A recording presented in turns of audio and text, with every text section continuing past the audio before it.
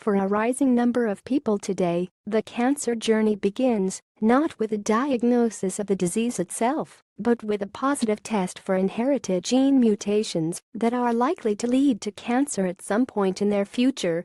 Testing is to be welcomed because a positive result gives patients and their clinicians the opportunity to more closely monitor their health and assess their options. Women who carry mutations in the brca1 and brca2 genes, for example, are at higher risk of breast and ovarian cancers, so regular screening is imperative. Some may opt for prophylactic surgery, as was the case with movie star Angelina Jolie, who famously opted for a preventative double mastectomy. Men with these gene mutations must take care too, with doctors recommending more regular checks for prostate and skin cancer. The trouble is that too few people have been tested thus far, says NetSuite founder Evan Goldberg, who last year established the BRCA Foundation with his wife Cindy Goldberg.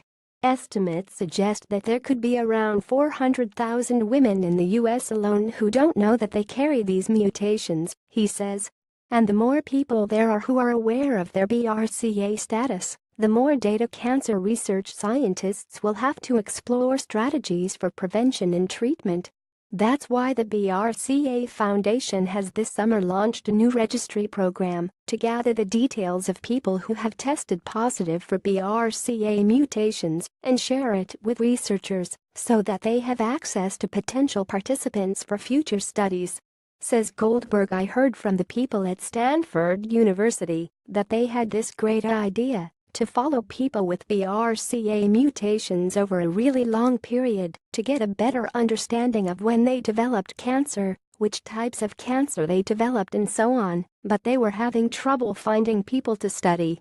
In other words, these scientists have plenty of access to research subjects who already have cancer, because Stanford is a major oncology center, but not to those who don't yet have cancer, but who have a high chance of developing it. Two routes to the registry. The BRCA registry is, you'll be unsurprised to hear, based on NetSuite, and was built by a 4-person team from the company, along with foundation participants, with these services provided on a pro bono basis through the Oracle NetSuite Social Impact Program.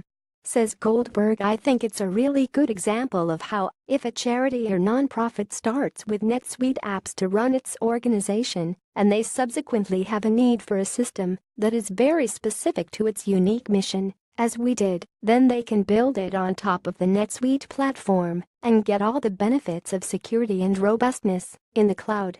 Members of the registry might arrive via one of two different routes, Goldberg explains. If they're not tested yet, they might undergo testing carried out by Color Genomics, the BRCA Foundation's testing partner and close neighbor in Silicon Valley. On receipt of a positive result, they would be invited to join the registry, which is effectively a database containing contact and basic demographic data. The other route might be followed by someone who has previously received a positive BRCA test from another testing organization. They would provide these results to Color Genomics for verification and, again, be given the option to join the registry. As an adjunct to this, the BRCA Foundation and Color Genomics are collaborating on a family testing program whereby first-degree relatives of someone who has tested positive can have the BRCA test at a cost of $50 instead of the usual $250. Says Goldberg, we're just a little foundation, kind of a startup, trying to grow. The family testing program run by Color Genomics, and to which we have donated, is extremely important because prices of testing are falling, but for some people, $250 is still not a trivial amount of money. And one way you can quickly identify BRCA-positive people is through their direct relatives, so that helps our registry to grow. And now that we have the registry up and running, we're starting to explore other initiatives to build up the information it contains.